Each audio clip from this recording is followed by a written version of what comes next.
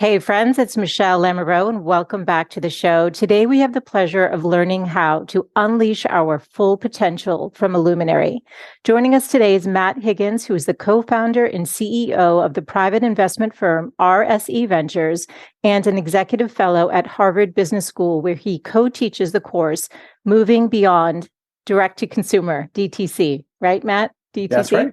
Okay. Yep. He's also been a guest on he's been a guest shark on ABC Shark Tank seasons 10 and 11. He's also the author of Burn the Boats, Toss Plan B Overboard, and Unleash Your Full Potential. And that's what we're going to discuss today. And Matt, you'll see that I have marked up the book so that I can go back to some of my favorite sections. Dutifully annotated. I'm impressed. Oh, well, welcome. I'm so honored that you're here today. You have an incredible story. And I'd love to having me. Oh, thanks. And what I loved about your book, I just want to say just before we start, is not only is it encouraging and technical in the sense that you learn what you need to learn, but there's so much heart and soul in it. And so I feel like it's just going to reach like people in a way that's more resonant than a lot of other books on strategy and how to be your best self out there. So congrats on the book. Well, I love you saying that because we can get into it, but it was a very conscious choice that was hard to make because one part of my brain likes to geek out, and I teach at HBS and love studies, which would lead towards more prescriptive. But I think a lot of business books are kind of lazy and they end up being written as reference manuals, somewhat redundant. I can't finish most of them. And we learn through storytelling. And so it took a lot of engineering and foresight to write a book that was compelling while had teaching moments, but wasn't a reference manual. So I appreciate you saying that. Yes. Because it was I think it's the harder choice because it takes more effort to interview all those people. Absolutely. But what I appreciated too is the vulnerability that you start the book with to introduce us to your story. So it's very unique and definitely one of, really rising to your best with not an easy beginning. So can we actually start there? I'm going to just read really quickly one part that you wrote. You said, I credit everything in my life to understanding as a struggling high school kid that the cavalry was never coming. The universe owed me nothing. I had one life to live and no one was coming to show me the way. And you made a pivotal decision. So in high school, so take us into the parts that you think, we should understand about your journey and where you began. Yeah, I'll begin at the beginning at the relevant parts. So I was raised by a single mother. Her name was Linda Joy Higgins. I actually haven't said that name in a podcast before. I always say she's like a caricature, the mother, Linda. Yeah. And so we were four very rotten children. We really were. I was not. I was the good son, of course, the prodigal good son. But fiercely intelligent, my mother was. And she chose to leave my father when I was 9 years old. And we were living in squalor, small shoebox apartment. I think it was like 800 square feet, crazy. And my mother would clean homes for senior citizens through Catholic charities. And when I was a little kid, she made the decision that she wanted to get an education. I didn't understand this till after she died. I didn't understand the full context of her life. But she had gone through a lot of poverty and abuse herself, never got an education, and was always embarrassed by it. And so she made a decision to get a GED. Literally didn't even graduate school. She ended up choosing a loveless marriage to escape from an abusive father, and went and got her education. And I always remember there was a time before and a time after. There's a demarcation line that runs through my life of a very depressed mother who had a spark of dignity because she had professors tell her for the first time in her life that you're intelligent. Somebody held up a mirror and she became almost addicted to it, slightly dysfunctional way. Like all she wanted to do was go to college. I lived my life, I always say Pell Grant to Pell Grant and student loan to student loan. And so she just loved it there at Queens College, got her, ended up getting a BA and pursuing 2 master's degrees. She didn't finish the second one. But the point of that is to say, on the one hand, I was seeing education pull her up at the same time watching her slowly succumb to her health problems, both physical and mental in terms of depression. And so as a little boy, I was gifted with this defiance streak, feeling always that I was I was of them, but not among. I was among them, but not of them. Right. That's how I always felt about my context of this very, very poor neighborhood where some kids were on drugs, some kids were in gangs, kids were dying, and I was there, but I was like, I don't think I'm destined to be here. And so I always had this defiant streak. And as a little kid, I would try to make ends meet by selling flowers on street corners. Literally, I was that little kid that would knock on your window on Mother's Day and try to sell. No exaggeration. That's where I learned capitalism. It's better to be the guy who supplies the flowers than the one who sells them. But I would do that. I would sell handbags on street corners and handbags at flea markets, rather. And then my first big boy job was at McDonald's as the maintenance manager of the party room. Anybody out there who knows those party rooms? And my first job was to scrape gum under the table at McDonald's. This isn't like an exaggeration, like really was a big part of my mandate, but it's where I learned very early on that if you make yourself indispensable at even the most menial task, you'll catch someone's eye and they'll give you a bigger job, right? And sort of I always say more work opportunity is a leading indicator and compensation is a lagging indicator. So I really crushed gum cleaning, and then I got promoted to maintenance manager of the party room. So at the same time, I'm a little kid learning to hustle, trying to do everything I can, becoming increasingly desperate, wanting either a man to come in and date my mother, wanting the government to come in and feed us. And just like we would end up in ER all the time, my mother would tell me to pretend I have a stiff neck to think that it was meningitis so we can get through the ER faster, always using different ERs for different doctor visits, like these little, poverty hacks, right? But my story is one of disillusionment, because also when your parent is depressed and you find yourself parentified as a child, you just want somebody, an authority figure, to step in. I do think we are hardwired with an understanding, even though we can't articulate it as a kid, of how things are supposed to be. Yeah. And a lot of my childhood always felt like, I don't think things are supposed to be like this. I think I'm supposed to be selfish. Yeah. I don't think I'm supposed to be the hero child who's meant to save you. But then you feel obligated to take on the role. Yeah. I'm getting to the point of the story. So I at the moment of capitulation, where I was like, this is like hellish and it's probably going to end terribly. Yeah. Is when I decided I was going to drop out of high school. It's okay. So it's incredible. And also I'm being really just very moved by the whole story, because I'm picturing a little young Matt and wanting that person to come in for you, but they didn't. And you did it for yourself, and you made a really genius decision for a young person. And also, I just want to recognize you also because you must have taken on such a high level of responsibility, which I'm sure has served you in your life.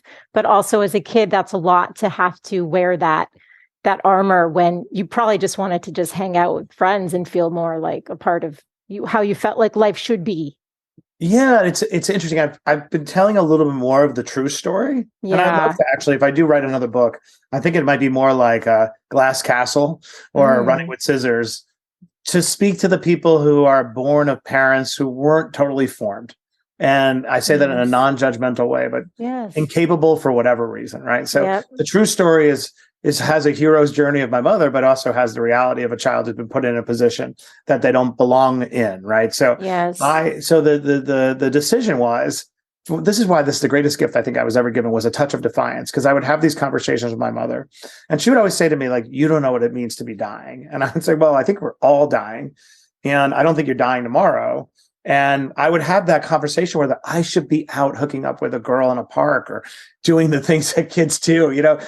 I shouldn't be responsible. And yet at the same time, I felt responsible. Yeah. And I had an epic conversation once with her at the table. And she was talking about feeling very victimized, persecuted. No one cared. We used to take a bus an hour away to get food at a food pantry because she was embarrassed to go to a local church. And I would say, aren't there churches near us? Why do we have to go? Actually, I have fond memories of going to Black churches as a kid, always kind and receiving us, but we would travel an hour away. Anyway, we were having this conversation once. She was particularly distraught. And I remember saying to her, I was like, I don't want to look at the world as if I'm destined to be a victim. From now on, I've decided that things no longer happen to me. I happen to things. Now, that sounds a little grandiose, but it was very anchoring for me as a kid. And she would say to me, well, that's what a naive kid would say. I said, well, maybe. But anyway, I give you this to give context to how did I come up with that radical decision. And then I decided, I had seen an ad in a newspaper remember my whole quest was to go from making $375 an hour to more. And I felt like I was on the clock. My instinct told me my mother didn't have that long to live, and I didn't know how long, but I could feel it. Yeah. And so I was like, I need to make as much money as humanly possible, as fast as possible. But I also need to emancipate myself, because I'm going to lose my mind and I'm going to hate her.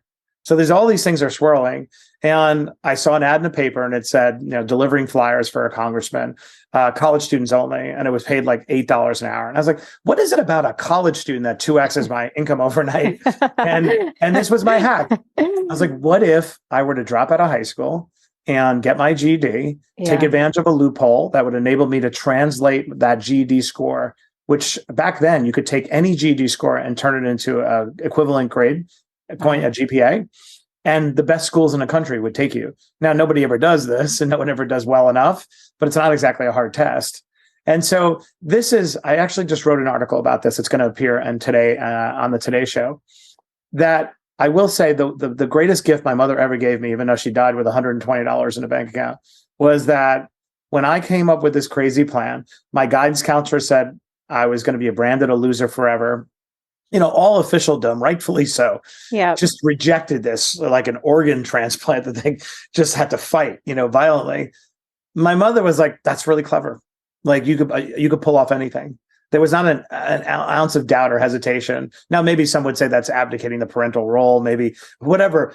No, I agree with her. Right. The limitless faith. And I learned so much by that move. So just to explain how it anchors the book. So when I presented this idea, everyone tells me it's crazy, but also the filter of their opinion was corrupted because they didn't have context of what I was dealing with at home. I was literally sleeping on a dog-worn mattress in an environment that I had become completely disassociated from. I wasn't there anymore because it was so traumatizing. And then I had a mother who would cry in pain all night long, that I would wrap a towel around my head so I could see if this is the time I need to call an ambulance. So I'm not sleeping. I'm working at that point, I was working at a deli overnight, carrying a butterfly knife so I wouldn't get jumped. And then I'm supposed to go to high school. Now here I had my Jordache jeans, so I didn't look like I was poor. Back then it wasn't cool to be poor. And so point is, their advice didn't have full context. And second, their job was to manage to the mean case, to the average case, right? And not to the edge case. So I always say to folks, just be careful when you're taking advice from people, that the people you're getting advice from are probably around the average case, not the edge case. And if you're an outlier, you have to come up with your own blueprint. And so, but the pressure I was getting from the officialdom was unrelenting, picked up by the police, the truancy police, that I had my burn the boats move. And here's the title of the book. I don't know where this came from. I was like, I need to self-sabotage to such an extent that I become a write-off, so that for no longer is everyone resisting my plan, they are facilitating. In other words, get the F out of here. So right? smart. Because back then, high schools didn't want dropouts. Matt. And so I failed every single class for 2 years except for typing. That's not like manufactured either. I type over 100 words a minute now because I was like, that'll be useful.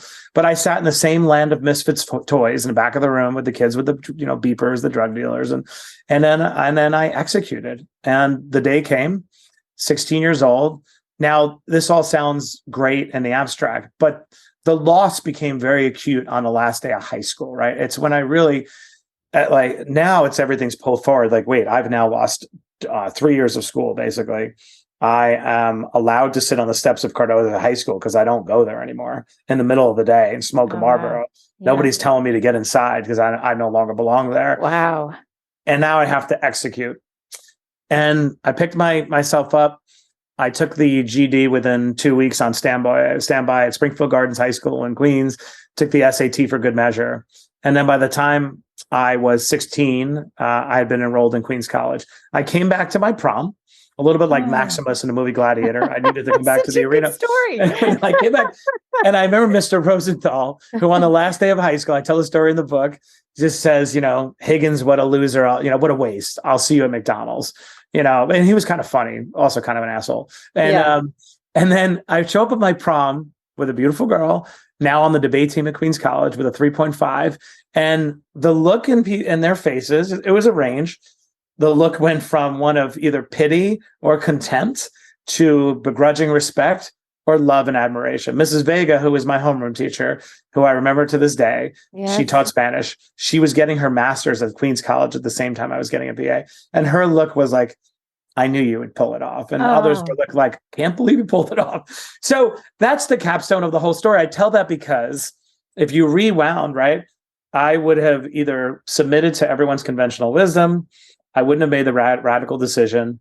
I never would have, and it was the right decision for me and the best decision I've ever made in my life. Oh my God, it could be a John Hughes movie somehow. It could be. People have approached me about a script, and I'm like, I don't know the moral of the story yet. Let's wait to see what. No, I could see it. I see it. I actually do. As you're talking, like, this would be such a great like redemption. But I have to do something with my life that like, I don't know, that makes it all matter somehow. I don't know. Maybe more than what you've done. Okay, we're going to get where you've been. Well, we'll get into it. So good. It's so good. Oh my gosh, Matt, that's incredible that you had the foresight. And I love that you did have your mother supporting you. And then even that teacher who could recognize it. And was it Rosenthal who said, I'll see you working at McDonald's. And you're like, what did you tell him? I did. So that was the last thing I heard in high school. I had to return the books. And I said in the book, it's like the equivalent of the academic walk of shame, right? You walk into each room, although I don't know why I cared and didn't just steal the books, but I had to return each unopened textbook. And I walk into Mr. Rosenthal's, and he does it without missing a beat, just looks through the class and says, first of all, goes, what's this? He said, it's a textbook. Today's my last day of high school. Without missing a beat, he's like, Higgins, what a waste. I'll see you at McDonald's. And now 30 kids are cracking up. My face is hot, like I'm going to pass out because I'm Irish. And before I walk out, again, back to a defiance streak, I'm like, I'm not going to let this be the last word. And I said, Mr. Rosenthal, if you see me at McDonald's, it's because I own it. And then everyone was like, oh, snap. Now, the funny part is, like, I said that, but I didn't really believe it. Like, it's not that I didn't think I was destined for doing what I'm doing now. People always say, are you surprised by how it worked out? And to be honest, I was not surprised because I engineered it. None of this is luck or happenstance, right? But I didn't know exactly how it was going to play out. And when he said what he said, it was one of the lowest moments of my life. I always, you know that feeling when you could hear the blood moving through your ears? Like, you're just so screwed. Like, I could hear the blood circulating in my ears. Yeah. Like, when I sat on the steps and I remember packing, I don't know if people still pack cigarettes, but packed my Marlboro, smoked a cigarette. And I'm like, man, like, that is an epic sabotage. I am 16. But anyway, just to fast forward, if you would like, I do it. That set in motion a very second principle that has guided my entire career. Warren Buffett talks about the idea of compounding as the most important financial principle, which it is. Yes. But we don't talk enough about the idea of compounding as it pertains to professional success because, and this was inadvertent, because I started high school when I was 16, everything was pulled forward. I started college. I became president of the debate team. I ran for my college for that. I became a journalist when I was 17. I had my own column called the Trib Action Desk when I was 18. Carl Bernstein invested in the newspaper. And by the time I was 20, I was nominated for a Pulitzer Prize. Now, anybody can be nominated for a Pulitzer Prize, but not by Carl Bernstein, right? Oh my and I won God, a bunch Matt. of journalism awards. It accelerated everything. So from the span of 16 to the time I was 26, it had completely transformed everything. Now, at the same time, my mother is deteriorating. My mental health is deteriorating. Our house is disgusting. I am drifting further and further away from reality. And then the most incredible professional development happens. I end up enrolling in law school. I do 7 years at night at Queens College. I enroll in Fordham Law for 4 years a night. I actually never would go. I used to park my car outside the school and I would go to sleep because it was the one place I had permission to not take care of my mother, not go to work. So most of the time I would just sleep outside the school. And then I get a phone call. I worked for the mayor's office twice, New York City mayor. And whenever I wouldn't get what I want, I would quit and they'd bring me back. And then I quit. I get a phone call in April or May of 2001, inviting me to be press secretary to the mayor of New York. And I was 26 years old. So I had gone from $3.75 an hour at McDonald's, 16 to the time 26, and the job paid, I think, $105,000 a year. Finally, let's underscore that you were the youngest press secretary. Yeah, I was the youngest press secretary. There may be another one now, but at the time I was the youngest. And again, 26 years old. Unbelievable. The mayor of New York. Now, one, I was overwhelmed by it, and I didn't, want it necessarily because I was going into the last year of law school. It's hard enough to take care of your sick parent. How am I going to balance working all the time? But I realized, like, we don't get to choose the moment of our opportunities. This has proved to be true throughout my life. Like, when it comes, you got to take it. And I took the job not knowing exactly how I was going to balance all the pieces. And then I tell the story in the book, which I'm going to ruin for everyone now, but because it's not really a story, it's my life. The night before I go to work, my mother is deteriorating and she's on oxygen, sitting on a tank, sitting in this chair, can't really move. I'm bathing her. I hate my life. But this is the moment where I'm finally going to be free. It's enough money to get an apartment, hire a caregiver, and be free. And that night before, she asked me, the morning of, I don't feel good. I'm like, well, you never feel good. And I should have, in retrospect, noticed that she looked, materially different. But I went to work and I get a phone call from her at 10 that she had called an ambulance, which I was actually very happy about, that finally somebody would step in and I would be relieved of the responsibility. Yeah. I used to always be very self-destructive. I'd always want to be in a car accident so that I could be relieved. And so this was me being like, oh, somebody's going to, take control. So I get the phone call and I tell her I'm going to meet her there. This is my first day of work. And everyone was so nice. Do you want somebody to take you? We could have a police car take you. I was like, it'll be fine. And then by the time I got there, she had died. So I have this moment that was years and years and years in the making, this little boy, trying to get there. And then she dies that day. So I tell that story in the book, not because I think my autobiography matters so much. It's because it turned out to be true that no cavalry was coming. The thing that instincts told me that everyone dismissed actually happened. She died. She never got to go on an airplane, never got to leave that crappy little apartment, never got to use her mind, right? So it's heavy, but the whole moral of my book is to take custody and is to trust your instincts and intuition. Nothing I forecast at that young age turned out to not be true. And even though I ran out of time, I was fighting the right fight. So, but she died that day, and we could pause there. Sorry to be so heavy. I don't know. No, it's okay. I'm so grateful for your sharing. And also, I think people need to understand, I'm sure when they hear your story, you've been a guest shark on Shark Tank. I've never had a guest. I've done almost 300 interviews. There's never been a guest shark on Harvard. You teach a class at Harvard Business School. I mean, you see all these accolades. So people are going to already if they don't know anything about your story, they've made assumptions, right? I'm looking at you now with your nice blazer, right? You present you look so put together because you are, right. And you were.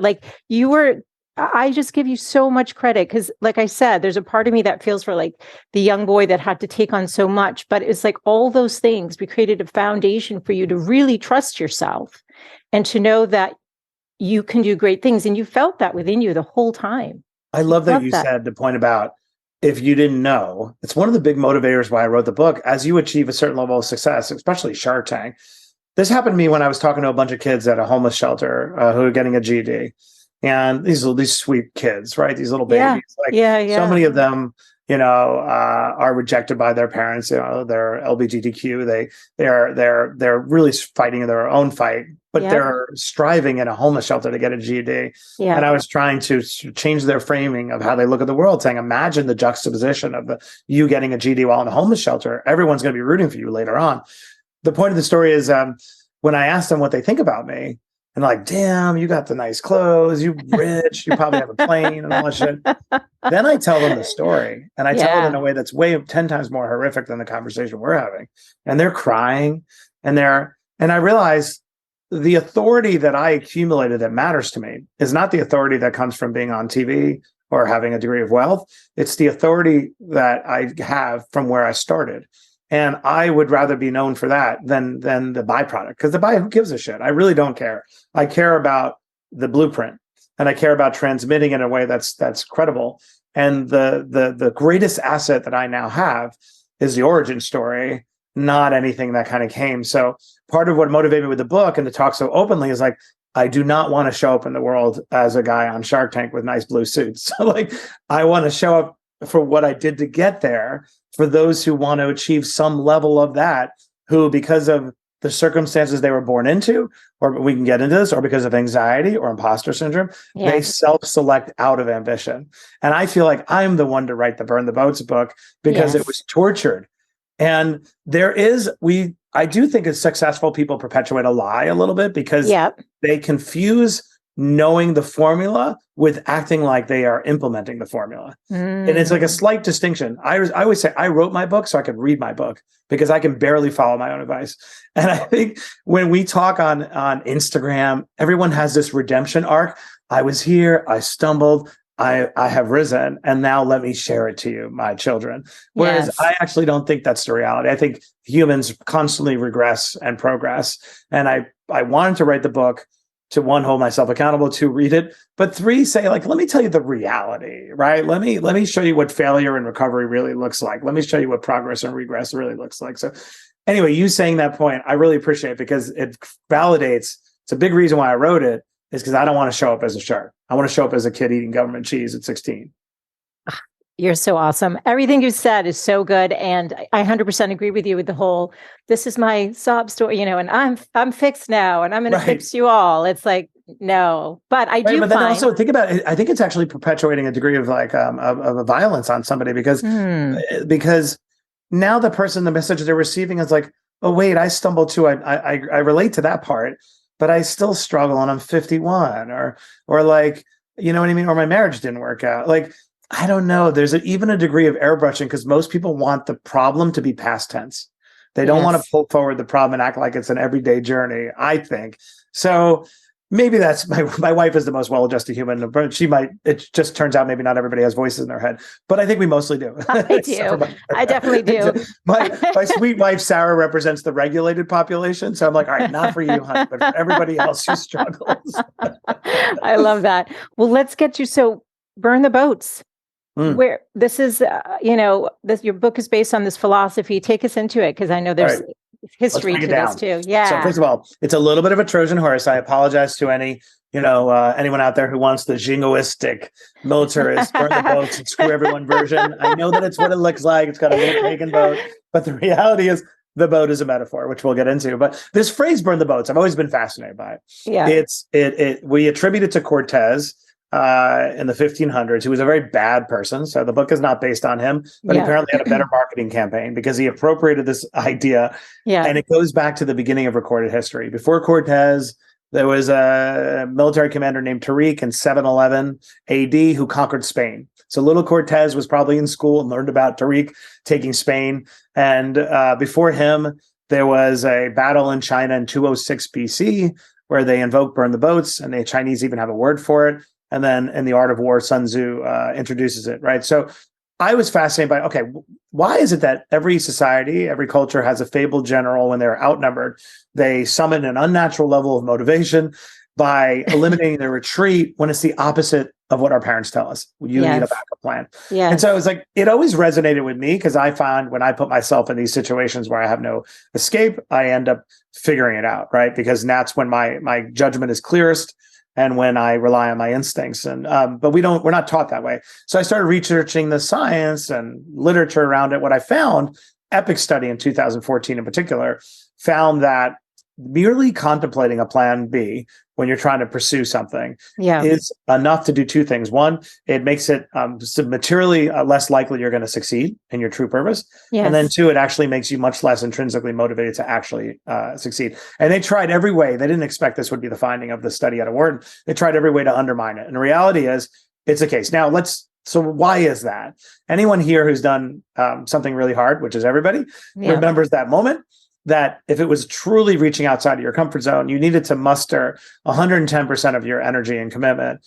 And the energy leakage we devote to plan B is enough to make it impossible to achieve what you want. What the studies show, science shows, we usually conjure plan B to eliminate the psychological pain of pursuit, of wanting something so bad that you can't handle the idea that it won't work out. We conjure a plan B to give us comfort, but the comfort is the thing that erodes that 110%. So what I wanted to present in this book was all the metaphorical boats in our life that I could come up with that we use that are insidious, that make us look for a retreat or an exit. And that can be anxiety. It could be imposter syndrome. In my case, shame.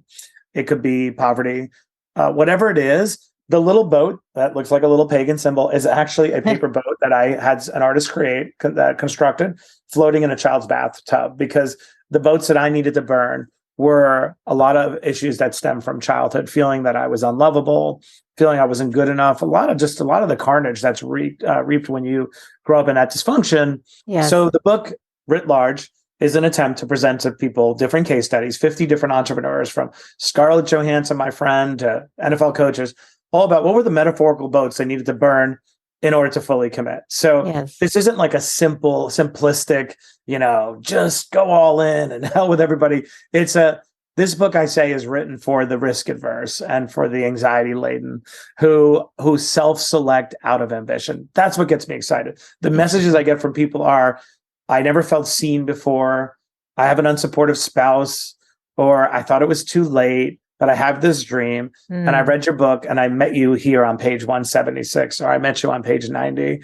And by sharing, and I'll be quiet, by sharing certain details that I didn't wish to put in, my own divorce and having cancer, I wanted to model what vulnerability looks like, to give people permission to believe that they're not less than, and that it can still be so.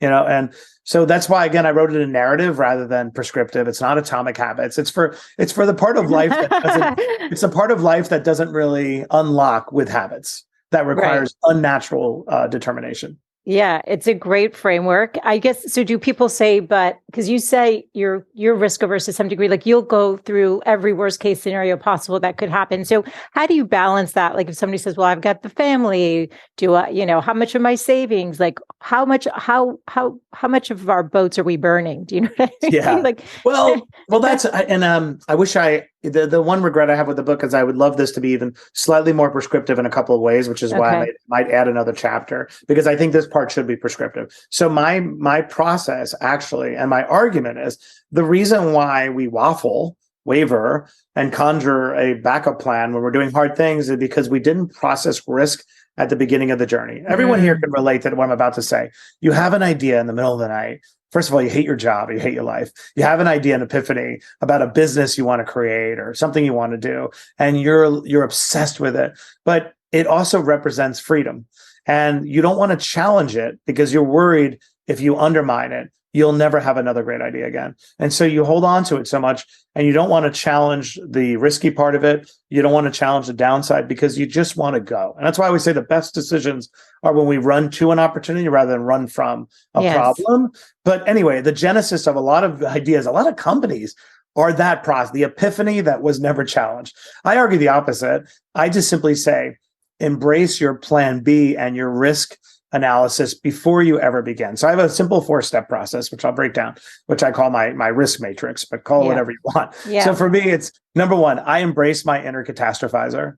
I let it roam free. If I pursue plan A and it doesn't work out, oh my God, right? So usually the catastrophizing is over judgment, appropriate, being abandoned by people you love or whatever, some type of shame, which by the way, nobody really cares about what you're doing. But anyway, so step one, embrace my inner catastrophizer. Step two, because humans underestimate our capacity to save ourselves. We are hardwired as little primitive creatures somewhere in the amygdala to be able to defend ourselves and feed ourselves. And so by saying number two, if my inner catastrophizer is correct, number one, number two, how would I mitigate this all going to crap? And when you asked that at the beginning of the journey, you realize you already have your backup plan. You know the soul-crushing job. You might even have a degree in it. Like me, I'm a lawyer, right? Never want to be a lawyer. But I already know I already have built into my factory settings the ability to mitigate with my plan A. Therefore, this is important later, I don't need a backup plan. It is already wired in. Number three, what's the probability that my inner catastrophizer is right? Let's do a little handicapping. Why that's important is to confront the absurdity of the things we imagine are going to go wrong. It's usually a very low probability. If in the beginning of a month you were to write down the things you anticipate are going to go wrong in that month, and at the end of the month write the things that did, on the right hand, very few things will be from the left-hand column, right? We're very bad, but we need to handicap, but it's very remote. And then four, the most important part of my process, what's my why? Like, why am I doing? What's motivating me? What pain would I be willing to endure? What cruelty and ridicule would I be willing to subject myself to in order to achieve my true purpose? When I do that, and I did it when I was going to teach at Harvard, I was like, if I could end up teaching at Harvard Business School, given where I came from, I would come within an inch of my life. And I say this literally. most of the things that I do that are big and bold, I would come within an inch of my life to achieve. And I say that very peacefully. And I like, this book nearly killed me to write it, to promote it, like, because I know the power it has to change lives. That's my 4-step process. So here's why all that matters. Now, when you're moving toward your goal and you're trying to give 110%, something will happen. You'll take on incoming, naysayers will cut you down, and you will waver. And the backup plan will begin to form. And when you've gone through this 4-step process, you go, no. Asked and answered. I already know what I'm going to do. I should not be devoting any energy to this because I already identified my soul-crushing job. I trust my ability both to figure it out, but to get what I need. So my overall argument with Burn the Boats is that we don't construct ourselves to be able to withstand not just external forces, but the internal forces that conjure a backup plan. I needed a whole book to tell that because it's nuanced. And I needed case studies to show how different people take on incoming. I tell the story in Burn the Boats, which I love, about Rex Ryan. He's an NFL coach. I work with the Jets, for those who don't know. And we had the most absurd scandal like a decade ago. Rex loves his wife. They have an amazing relationship. But it turns out he loves her feet too much. And so there was a scandal where these videos showed up, on the edge of being erotic, of Rex worshiping his wife's feet. It became the biggest scandal, front and back page of the Post, whatever. And I tell the story in the book. Rex was decimated by it. And I had this incredible encounter with him. I had just walked into his office. And he was praying with somebody. And I said, Rex, I didn't know you prayed. He goes, I do now. And he thought the act of being discovered was going to potentially upend his whole entire life and his marriage. And I remember said, Rex, this isn't the end. This is the beginning. You're going to go on Oprah and we're going to do a 5-book deal about how to keep your marriage fresh. Because anybody who after 20 years is still so motivated by his wife's feet that he's making erotic videos, that's somebody the world needs to hear from.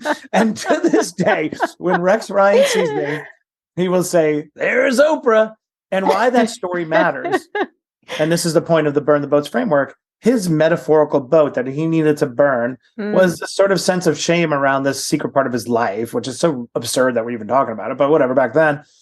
By sharing it and being quote unquote exposed, the players knew that he was one of them, that he was real. And then he started owning it. He owned it with players, but he owned it in interviews, made fun of it. And it enabled him to become a 5x more powerful coach because it enabled everybody around him to bring forth their own boats that they needed to burn. And so the book is a series of stories. Some as direct as that, some is more, a little more generic about the different boats that we all need to burn. Oh my God. It's so good. And also it's so freeing if you're really allowing like all those cobwebs or something to come out and just, be like, it doesn't matter what's back there. Like, this is actually what makes you unique. And nobody has the power over you if you own it yourself. You really don't. Take their power away. Right. And I feel almost like I'm stealing something when people praise me for being so vulnerable about a few parts in the book. And it's like, to be honest, it took no work. Like talking about having one testicle and being, infertile and going through, the only part that took a little bit of work was divorce because it's like so raw, but I felt like it was important to put in there. And talk about my mother dying. But like that, I don't feel like a hero. I really do believe there is no shame. It's absurd. We're all dying very soon. And so, but the Rex story is so great just because by owning it, what he was able to do for those around him, but also for himself. Totally. And it's a shame that they would have taken that and made it front page news anyway. That's just a separate issue. Yeah, a separate issue. Right. I mean, nowadays it would be, everyone's like, it would be completely the opposite. Totally. Okay, let me just read from here too. So it's kind of touching on what we were talking about too, a bit. You said, and I just love this, deep down, we all know what we are capable of. We all see visions of our future that no one else ratifies. Too often, conventional wisdom and external pressures sway us off course. From the time we are old enough to articulate our instincts, we are conditioned to dismiss them in favor of the institutions that govern us and the people who are paid to know better. And this is about trusting the instinct. So this is really at the heart of what we've been talking about, right? It's like, so when those voices come in, because I used to outsource everything to everyone. I just did. I was a people pleaser. I wanted to get it right. I was the little teacher's pet in school. I just loved my teachers. I just wanted to, maybe I wanted the praise. I don't know. But it took a long time to unhook from that. How can you just share thoughts on this? Like, how do we? Yeah. Yeah. And a big part of what I wanted to do with this book is to create an advocate for the self in a non-Ayn Randian, kind of hell with the world sort of way, more in a loving, celebratory way. Because one of the most influential works in my life, ever since I was a little kid, and I return to it all the time, is an essay by Emerson, Self-Reliance. And he talks about how the indignity of being forced to accept your own insights from another that you rejected precisely because they were your own. So we all have that moment when you watch an infomercial or something like, I had that idea. And then you dismiss every single person listening has seen an invention. And I argue, just because somebody else, I think people dismiss it when they see that somebody else created it, like, oh, I guess it wasn't really an original idea. Yes, it was. You didn't know that somebody else created it, and you didn't know somebody else would create it. So I think those are sacrosanct. And so how do we condition ourselves to act on those earlier? So I've sat with this idea a lot, and I've made some big bold bets and things have worked out in my life. Some haven't, but the ones that do work out are when I see an opportunity that is tremendous, right?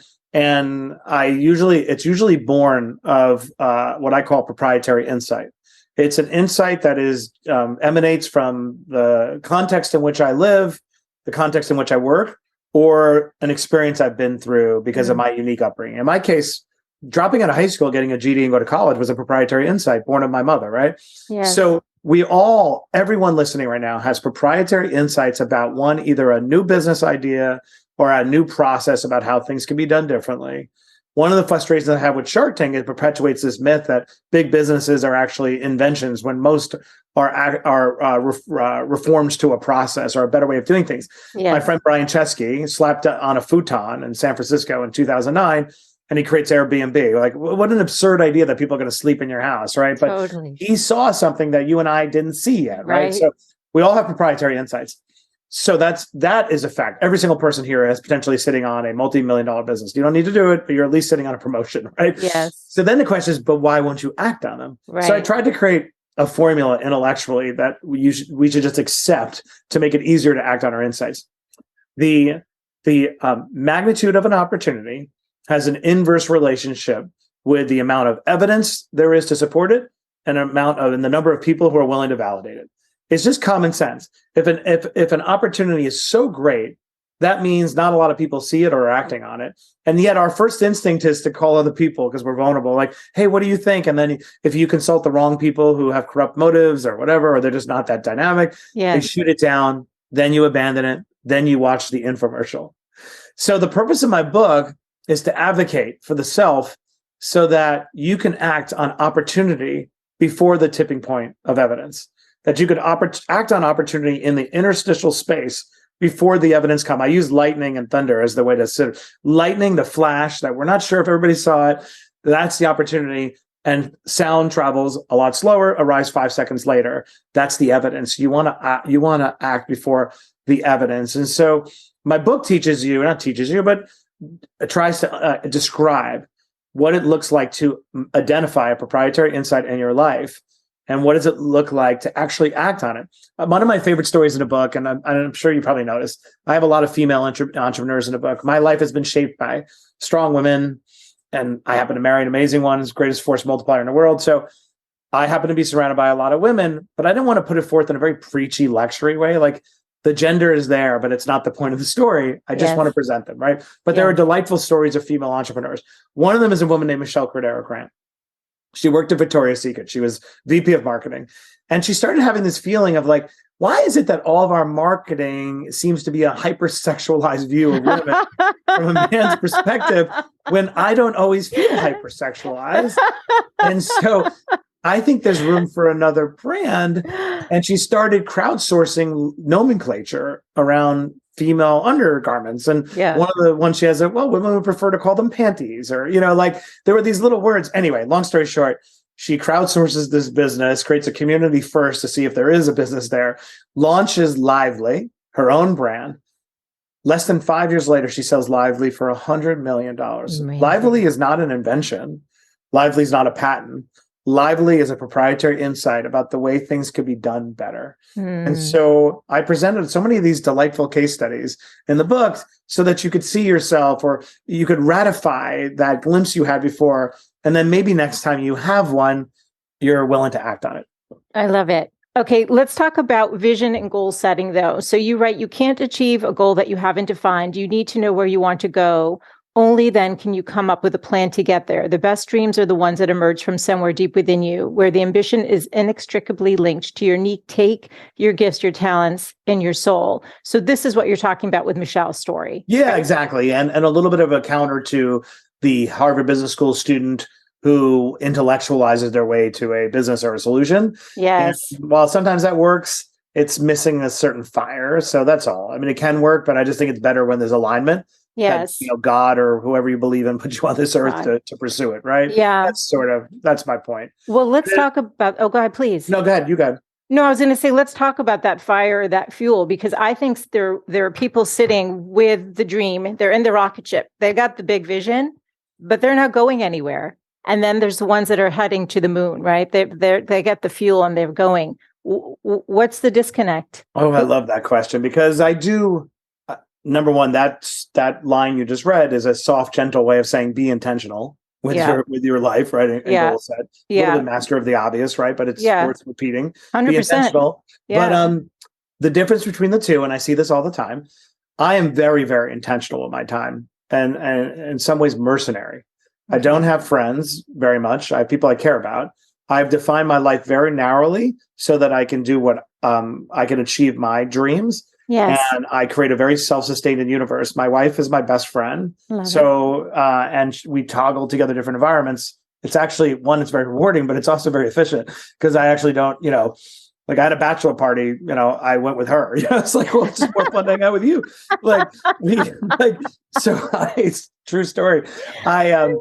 So what's my point of that? My point is, when people reach out to me, which I'm always feeling guilty that I don't do enough, and then feeling protective of my time, right? But what I find is there's one person who comes forward and they have a dream, and they believe that the act of having the dream should be enough to make them wealthy or independent, but then they want to offload the work to you. This is probably the majority fact pattern. Okay. And then there's the minority fact pattern, which is like, I have a dream. I really want to pursue it myself. I have a couple of discrete areas that I'm not entirely sure what to do. Can you help me with A, B, and C? Those are the ones that I would lean into, because they've made it manageable for me, and I don't have to devote more than 10 minutes, right? Yeah. But the majority fact pattern is what you said. It's the disconnect. It's a person who has the dream, and they think that just having the dream is enough to reward them, and it's never ever the case. And it usually comes to me in two different ways. One, I call it the rescue mission case. Like, people so go on a rescue mission. Like, we should have charging stations that are gas stations all over, and somebody's going to reinvent the gas station. I talk about in the book. And I'm like, well, that's true. But like, just being able to identify that we're all going to have really tricked out EV gas stations. What's the plan? Yeah. What's the plan? Right. Yeah. And then, so that's one version of the fact pattern is kind of wanting you to do it. And then another version of the fact pattern is the person who equivocates, like can't cross the line, like wants you to de-risk it for them entirely, or and so with those, I always open the door, do the best I can. But usually when I sniff out somebody's looking for me to go on a rescue mission, I turn the other way, because it's actually unfair when you expect somebody else to save you, because that's going to come out of their own life, right, or their own dreams, their own ambitions, and so. Long way of saying ideas are cheap, right? Yeah. Like intentionality is what you have to be intentional and build that plan. And you know what's fun about this stage, and you and I are similar age, right? That at this point in our life, we get to reap the benefit of compounding of all the pain and suffering we've been through. So I look at everything around me. I could trace back to the flowers, to McDonald's. It is a complete direct progression of leveling up, and endless uncomfortable decisions where I had to eat crap or just like torture, right? No sleep, and like trying to finish my law school exams. My mother had just died. Then getting through 9/11 where I can't even go to class. Like, I'm not bragging. I'm saying I paid the price, but I benefited with the compounding. When somebody comes from me now in our age group or cohort, and they're like, I just don't understand why things don't work out. I was like, well, I'll tell you. Like, while I was near death, you know what I mean? You looked for somebody to rescue you. And so a big part of my book is about self-reliance. It's about taking custody. It's Yes. about the best single piece of advice I ever got from somebody when I had a moment of indulgence, and I normally don't, moment of pity. And he said, be an agent in your own rescue. So for anyone out there who thinks that having the epiphany is the work, is the reward, you've got it all confused. The work is the thing that will enable you to reap the benefits of it. And it's no one ever has a patent that anybody buys or an idea that anybody deploys on your behalf. I love that. And I love what you just said too, because I always think of it as like the through line. You can't see the dots that connected to get you, that all those experiences actually helped you be who you needed to be in whatever next evolution of your life was. And that it's where you are now that you can look back and you see those dots. But in the moment, they may have been really uncomfortable places to be or really amazing places, but they all come together to like make you who you are. Yeah. And I love what you said about the dots. They're only obvious in retrospect, but there is a way to guarantee that the dots are being created. And it's a formula that I have used throughout my entire life. I'm better at putting words to it, but it's always been operating upon me. Yeah. Is it's actually taken from zoning context. When I was a little kid, I had a job working for the government. I was exposed to zoning when I was 18, 19. I worked for a community board, right? And there's a phrase in the law and in zoning called highest and best use. There's a philosophy principle of the land where you always want to put land to its highest and best use today. That ensures that we don't have these relics from a bygone era, right? So if you think about a warehouse in Tribeca that 100 years ago was used for slaughtering cows, is now used as Leonardo DiCaprio's bachelor pad, right? Like that's the highest and best use of a Tribeca warehouse is to be a $20 million condo. And so, but we are like pieces of land, right? That are constantly, the context around us is constantly changing and we are changing. So every week, sometimes like quicker, I ask, what is the highest and best use of Matt Higgins now, of my time, energy, and attention? And if you're an iterative creature who is constantly living a growth mindset, the answer to that question is going to change constantly. So, for example, when I went on Shark Tank, the day after, the highest and best use of me changed because the act of being on the show as a guest shark opened up endless opportunities. Yep. But interestingly, you know how sometimes we think there's like, if I just got that award, or if I just had $1 million in the bank, or that everything changed, nothing is self-executing. And so by asking myself this question every day, it ensures that I put in the work to leverage. And that is the thing creating the dots. So I go on Shark Tank and be like, all right, let's just be honest. I'm probably not getting on the faculty of Harvard Business School unless I could get everyone's attention by virtue of being on the show. But now I'm infused with credibility. And now I can do it. And so this is not just rhetoric. I ask myself this constant question all the time. Yeah. What is the highest and best use of my time, energy, and resources today? And then what could I do now that I couldn't do yesterday that brings me closer to what I want to be doing tomorrow? Right. So now I'm a person who's been on Shark Tank, right? What can I do that I couldn't have done yesterday? Oh, I could probably teach at Harvard Business School if I put in the work. Okay, that brings me closer to where I want to go because I love teaching, right? So that's a perfect case study. So I'd say to anybody who's looking for a simple formula to ensure that the dots are being connected and you're living an intentional life, just adopt that simple phrase in your life. What's the highest and best use of my time, energy, intention today? And that'll ensure that you're always, on this growth mindset. Also a bit exhausting. Somebody listening, like, that sounds like a lot of work, Matt. Well, hard work I'm all about that. So if that's what it takes, I love that. That's like a goosebump moment. I just want to ask you quickly before we wrap up, just about anxiety. So we talked about how somebody could see you, so successful by anyone's definition, right? I think we should all define our own, but clearly you've achieved success, beyond measure.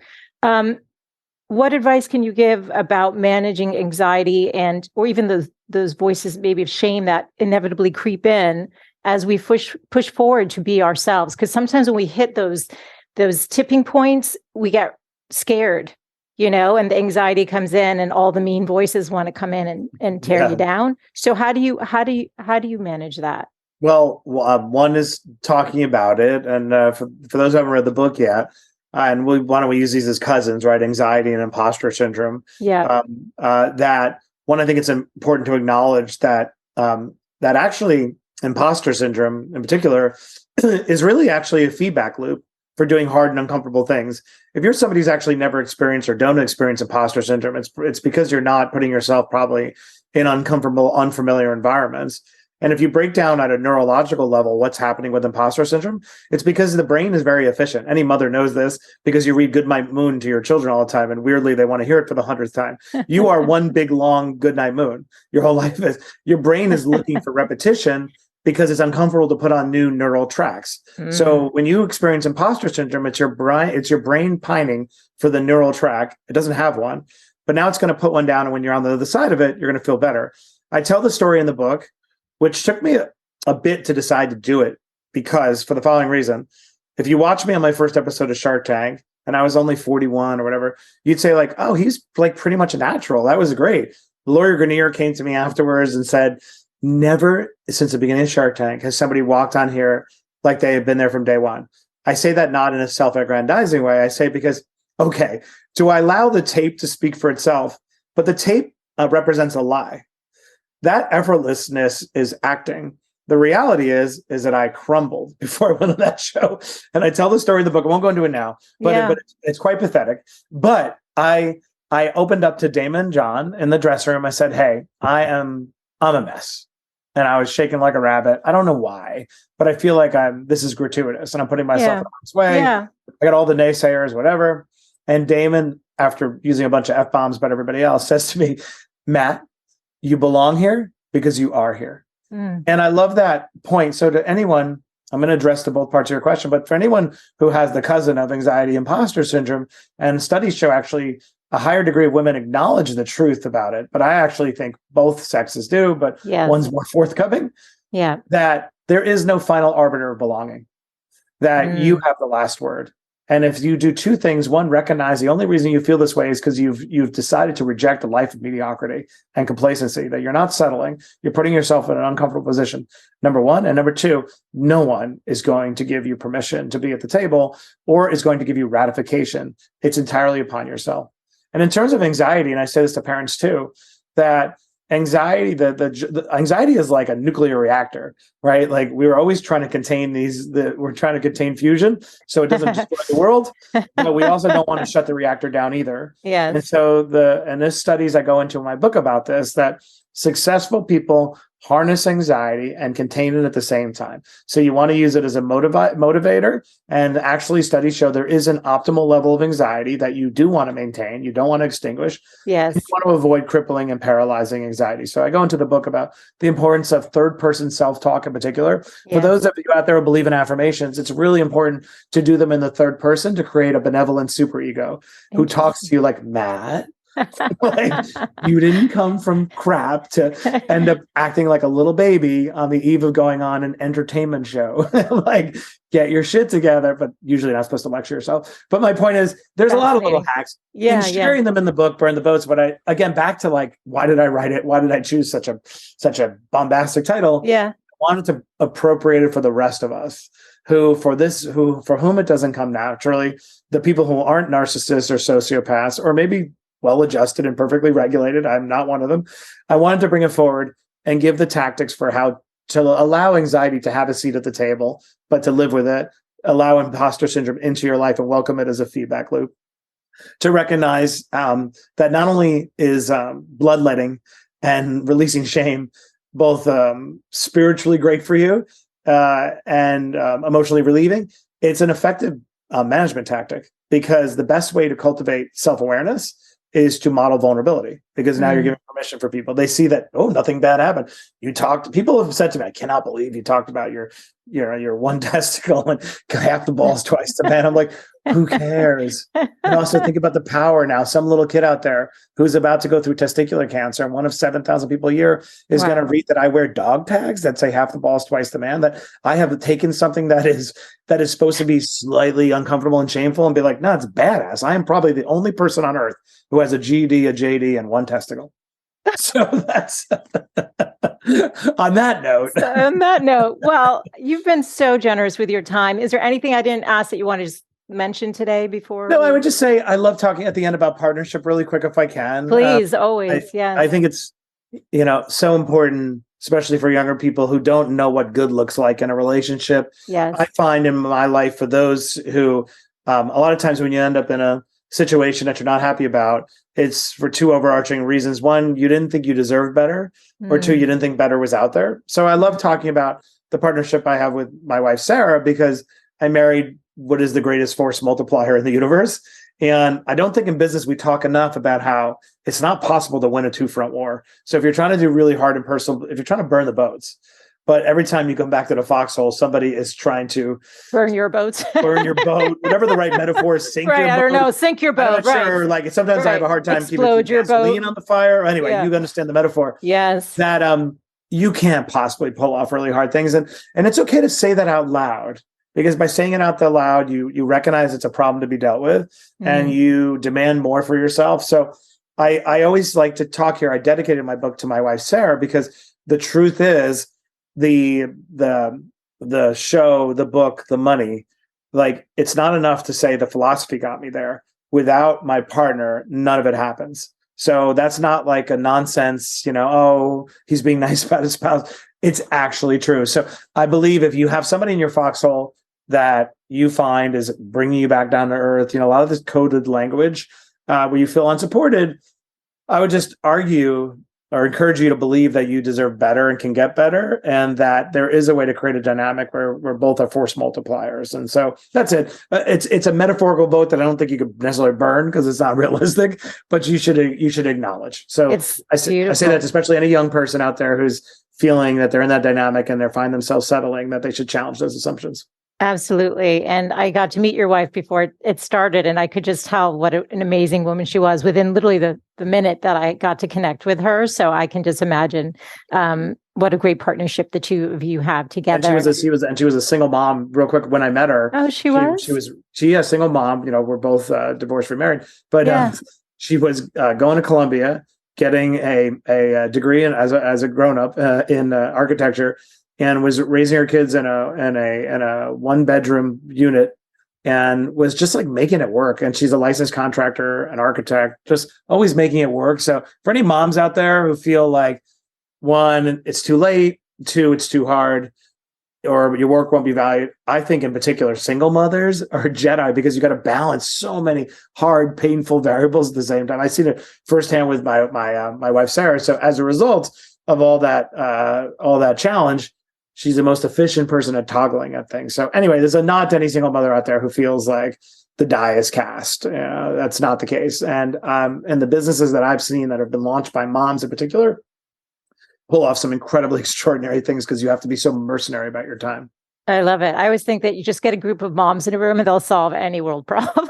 Really, honestly, it's true. And that's why I love telling. One of the last stories in the book is about a woman named Vicky. I tried to recruit her to join my firm. It's such a great story. She runs a firm called The Village. Anybody out there, just if you ever need a social media firm, Vicky's amazing. And I tried to recruit her to join a firm I created called Darris 8 years ago. It's stories in a book as well. And we got close, and Vicky turned it down. Hadn't heard from her for a while. And then this firm kept coming up, and it was The Village, and people were like, got to hire. Anyway, so I reach out to her and I reconnect with her. She built a firm, over 100 people, only women. After she turned me down, she decided she wanted it all and wanted to create a business, but that she could design the culture to enable her to be the mom she wanted to be. So she only hired women, built this firm. This is an incredible sliding doors moment. This is how I choose to end my book. She's the last story of the book. Rejecting my job, burning the boats, creating something that worked for her. And both Jesse and her sell her firm, let's just say tens of millions of dollars at the same time. Wow.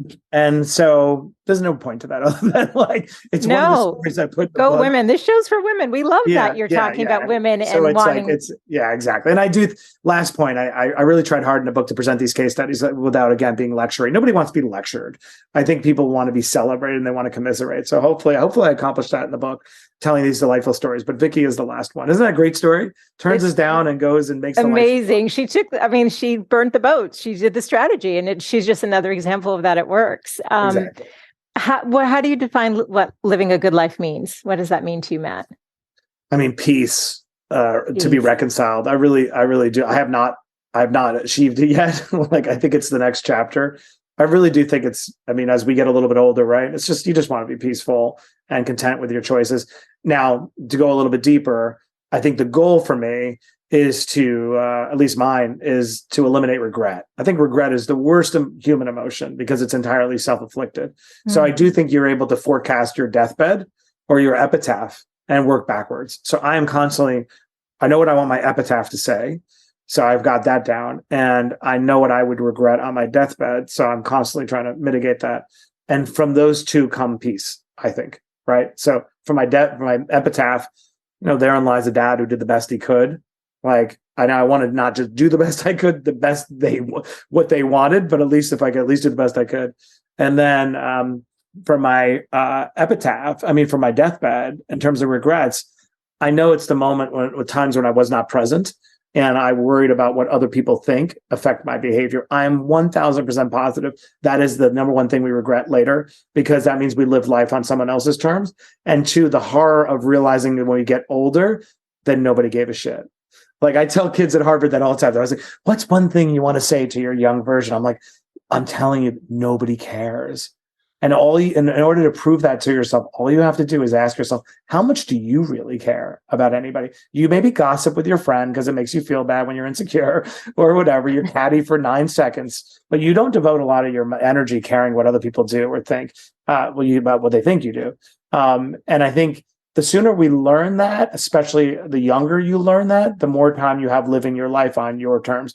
And studies show, people who've been in hospices, there's a great book about this. The number one lament that people have on their deathbed is that they live life on someone else's terms. And so I'm always trying to match up. I'm not great at it, but I'm getting better at it.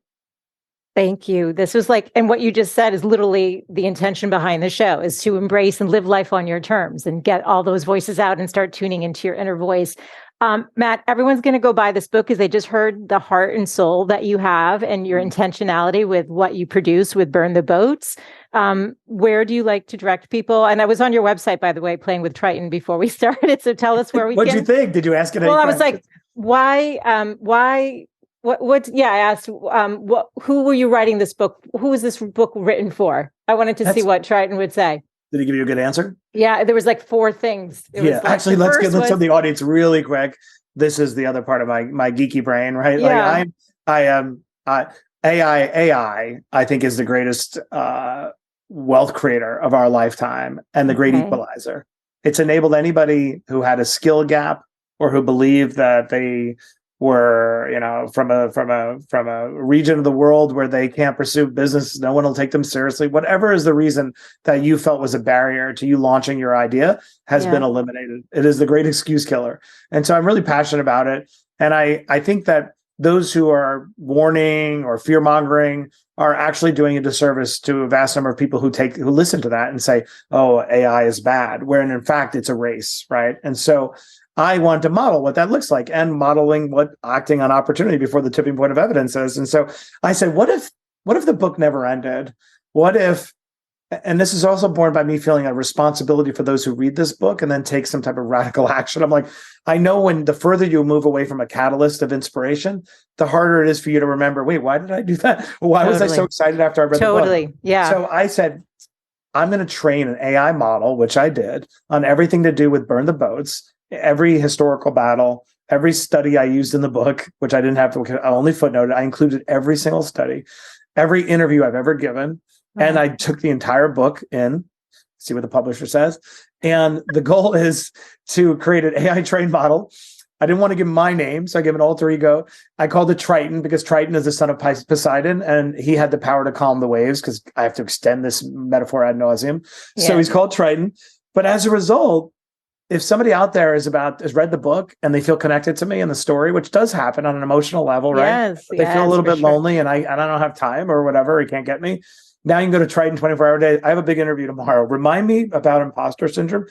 And what's amazing, it's like a little benevolent monster that is iterating, and he comes up with stuff. I'm like, I didn't put that in there, but again, I don't know how much people ever use. Thousands of people have used it, but mostly I'm trying to model multiple things at the same time, acting on opportunity, and also providing a way for the book to never end. And people keep asking, are you going to write another book?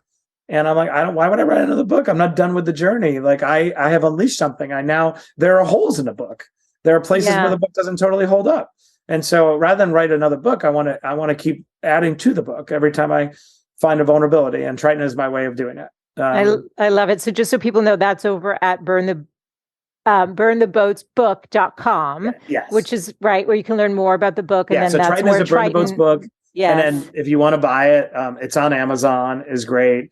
Reviews are everything. So if you could review it, DMs, every day I wake up thinking that my behavior is cringy by promoting it. I, like every other human being, also needs to resupply my motivation. When you DM me saying that it moved you, especially somebody that I should not be able to connect with where I am now, you know what I mean? We're in such a balkanized world, right? You're a white middle-aged male. What do you have to tell me? When I receive a message from a woman or somebody who's an immigrant or young person, it's like, that's honestly the greatest accomplishment of my life, that I could reach across the divide and touch someone. So DM me. I read every single DM that anybody sends. On Instagram, Matt? Is that on Instagram? On Instagram or on LinkedIn. Yeah. And those are the things that keep me doing these conversations one more day to reach yet more people. I love it. And all of the show notes for today will be over at thegoodlifecoach.com with all of the links we just talked about and ways to just give Matt some feedback, give him some love for the great book and this interview.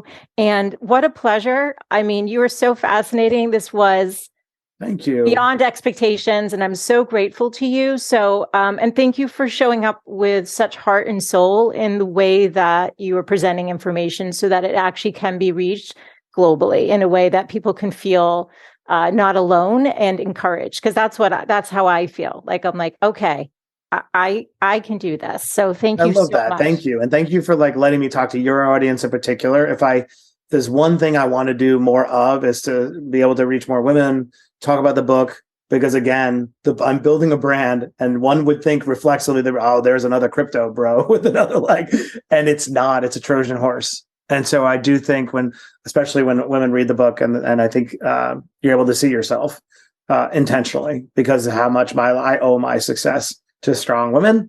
I appreciate you letting me spend time with your audience. Total honor. So thank you so much. Thank you, Matt. Have a great day.